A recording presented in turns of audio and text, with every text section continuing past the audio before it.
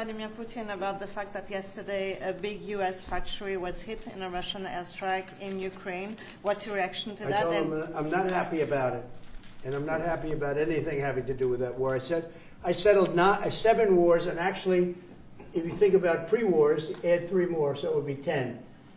I thought this would be in the middle of the pack in terms of difficulty. No, I'm not happy about anything about that war. Nothing. Not happy at all. We'll see what happens. I think over the next 2 weeks we're going to find out which way it's going to go, and I better be very happy. How long are you willing to wait, Mr. President? A very good call with Prime Minister Carney of Canada yesterday morning. Yes. Actually, Canada is taking away some retaliatory tariffs. He's removing his tariffs, yeah.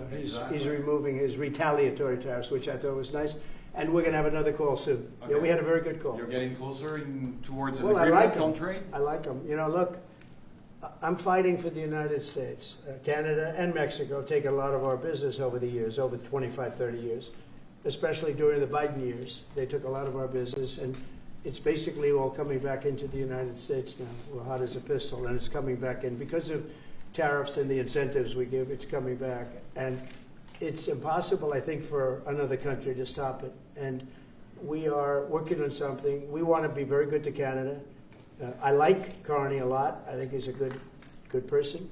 And we had a very good talk yesterday. So I think it'll be good.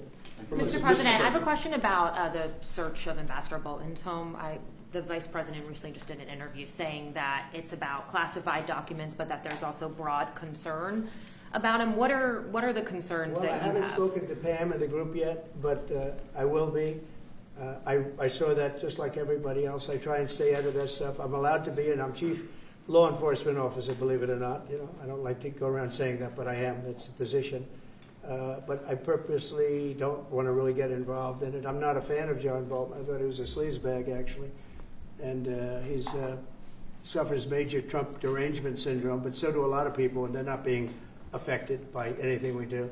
I don't know anything about it. I just saw that. I'll find out about it.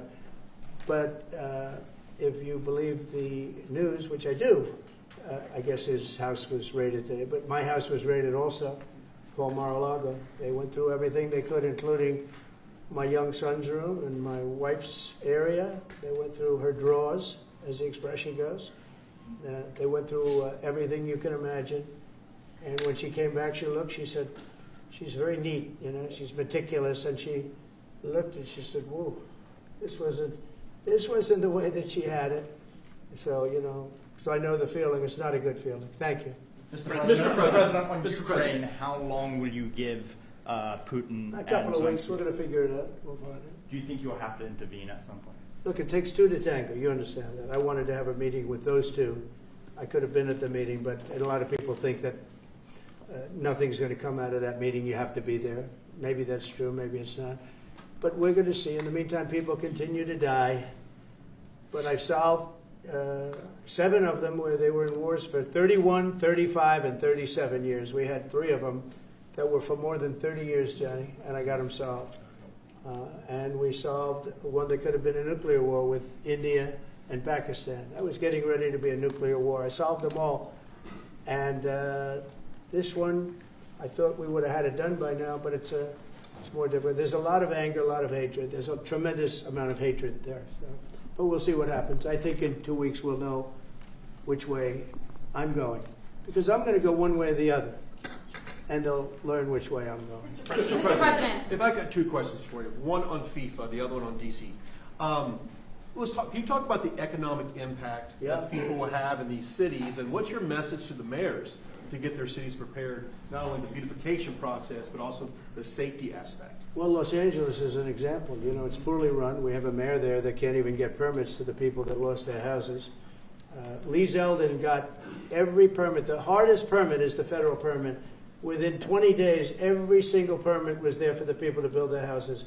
But people are writing us, and they're saying they won't give us. The mayor is incompetent. The governor's incompetent. You know, Gavin. I know Gavin very well. He's an incompetent guy with a good line of bullshit, and he doesn't get the job done. And frankly, those people want to build their houses. It's terrible. They could have been built. Some of them could have been built already.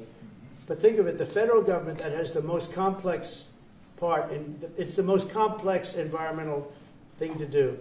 We got it, everybody had it within 30 days.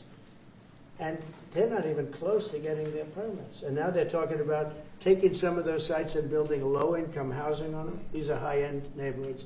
And I'm all for low-income housing. I built a lot of low-income housing. I know all about 236. I know every program that there is in the government. I used every one of them. I know more about low-income housing than probably almost anybody. And it's great. It's fine. It's wonderful. But you don't build it in Pacific Palisades. You don't build it there, and you don't build it in the other areas that burn down. So they're talking about putting up low-income housing. And you talk about riots. They're going to have riots if that happens because you're taking the people's property away. They want to build their houses, and they're unable to get permits from the mayor and from the governor. And that's a terrible thing. But and let me tell you, if I didn't send in the troops in Los Angeles, Johnny wouldn't be in Los Angeles. You wouldn't be having your World Cup there. I sent in the troops, and we kept it. And even the police commissioner, the sheriff, and the police commissioner, they all said the same thing. They said, we could have never handled what was happening. You saw that, you were there. He said, we could have never handled what was happening. And then you hear Gavin Newsom, after it's all quelled, you hear Newsom get up and said, we could have done this for ourselves. No, they couldn't have. And if they could have, I wouldn't have taken the chance either.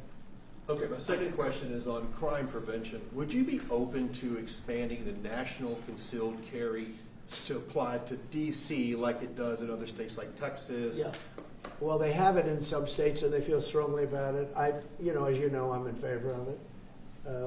People have to protect themselves. I'm a Second Amendment person, very simply. People have to be able to protect themselves. Especially like in Washington, you walk down the street, a guy comes up and slugs you. He's got a pistol in his hand. You can be tough. You can be in great shape. You can be a powerful person. Or you can be a guy that weighs 100 pounds with a gun in your hand. Right. And I'll bet on the guy with a gun 100% of the time, right? And so you need protection. So I'm a Second Amendment person all the way. Yeah, please. President Trump, you said this morning that you were working with Congress to get $2 billion to help clean up DC. Have you had any conversations with Mike Johnson and John Thune about where they're going to get that money from? Which money? You said this morning that you're going to get $2 billion from Congress to help clean up Yeah, DC. I've spoken to Mike Johnson. I've spoken to John Thune, the Senate, the House. And I think it's going to be very easy to get. It's going to be not a lot of money. I wouldn't even know where to spend the number that you mentioned, but it's going to be money to beautify the city. Yeah, they're ready. Everybody wants to save D.C. In one way, it's the easiest. The violence was more than any other city in the country, actually, by far. It may have been more than any other city in the world, if you could think. We looked at some of the worst cities in the world. It was worse, and that's why it angers me to see the mayor saying about how they have it on the slide. Not on the slide. It was worse than ever. We have no problem getting that money. That money will come out of Congress. I think it'll be even bipartisan. And is the plan to I mean, I would imagine Democrats would vote for that one. Is the plan to get it before the September 30 spending deadline on the Hill? Well, I don't know if there is a deadline, because if I declare a national emergency, which this was, that ends the deadline. So, I mean, I keep seeing about a 30-day deadline, of which we have 22 days left or something. But if I think we're in great shape here, that's one thing. But if I don't, I'm going to just say it's a national emergency. And if I have a national emergency, I can keep the troops here as long as I want. If people are not going to want to have the troops, and 30 days, it's one thing to get them out. It's another thing to keep them out for a long period of time. You've got to train people. You can't do this. You can't bop people over the head. And a lot of those people are in courts right now, going to court. They're going to go to jail for a long time. So that's going to take more than 30 days. But if I have to, I'll declare a national emergency, which I don't think I have to do. Yeah. Mr. President, Ukraine and Russia, you said in 2 weeks you'll know whether you go. Yeah, I think I'll know the attitude of Russia and, frankly, of Ukraine. It takes two. What are the 2 ways you can go at the end of 2 weeks then? Well, then I'm going to make a decision as to what we do.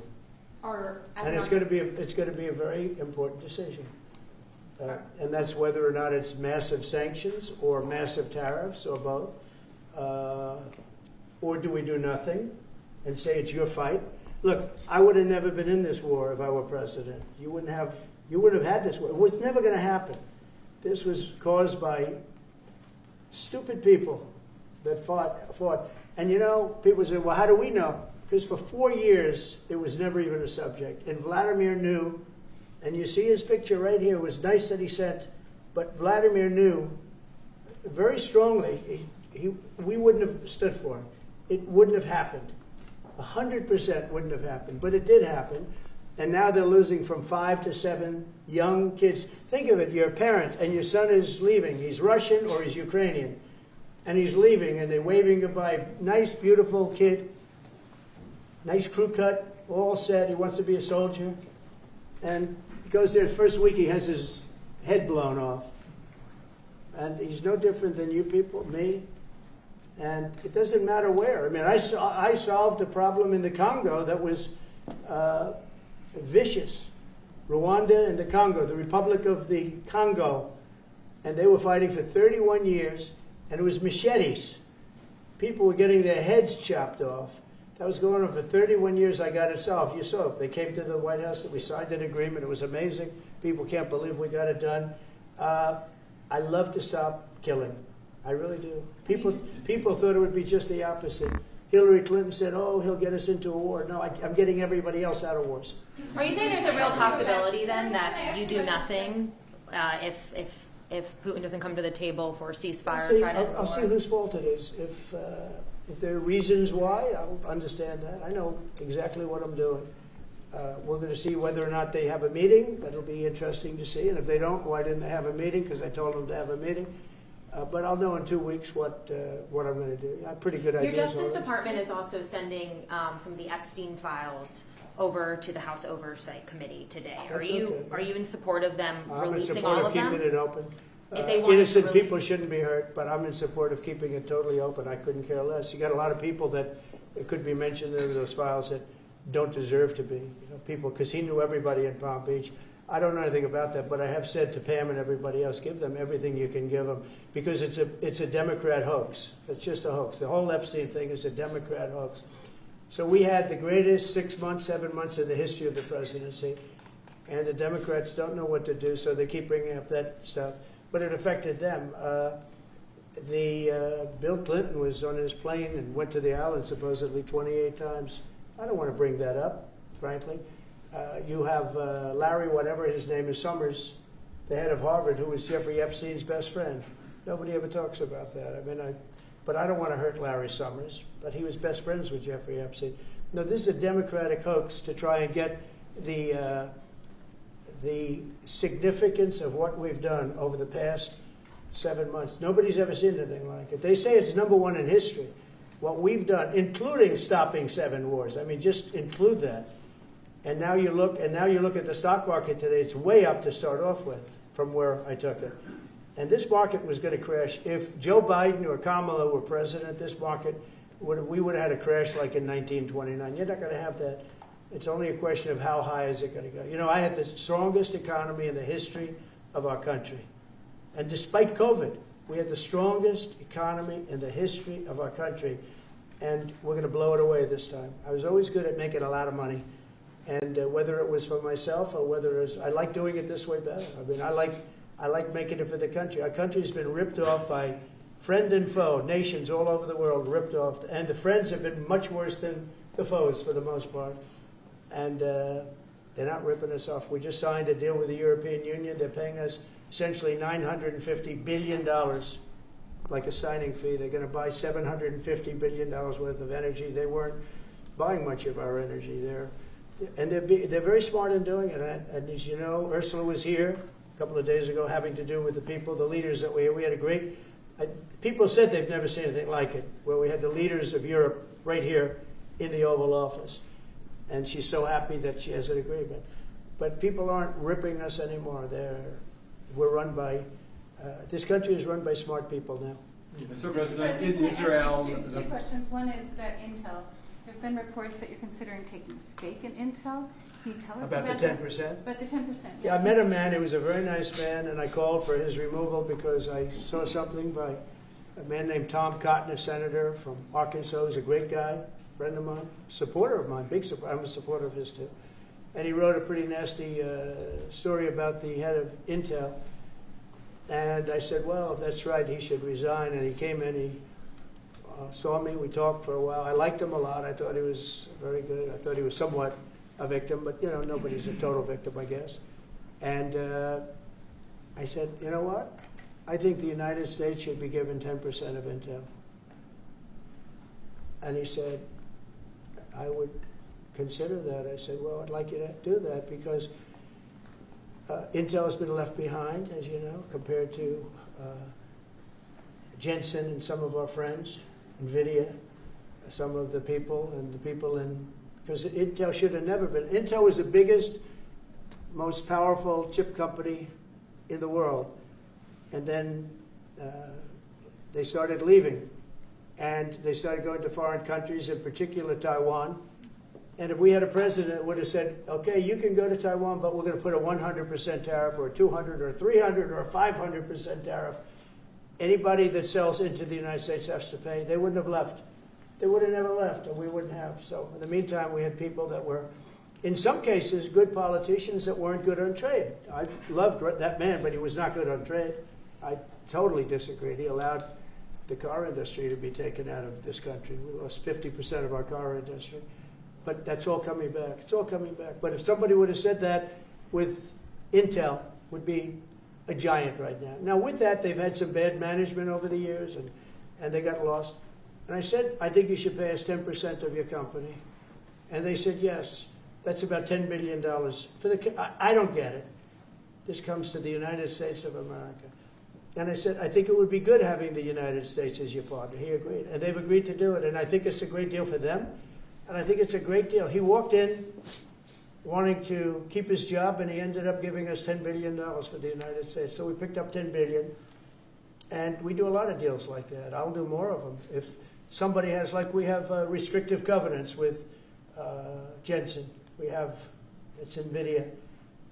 And to unrestrict the covenant, nothing to do with losing our powers or military or anything, because that I wouldn't do. But there are things you can do that don't affect us, that actually help us. And if we're going to give somebody a restricted covenant, we have a strong restrictive covenant on certain industries. And I will absolutely give somebody a opening on to do a lot of business, which is good for us, as long as it doesn't hurt us in a security or military way.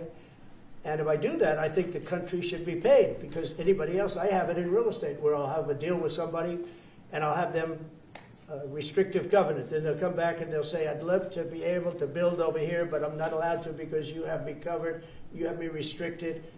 I say, I'll let you build over there, but pay me a lot of money. No different.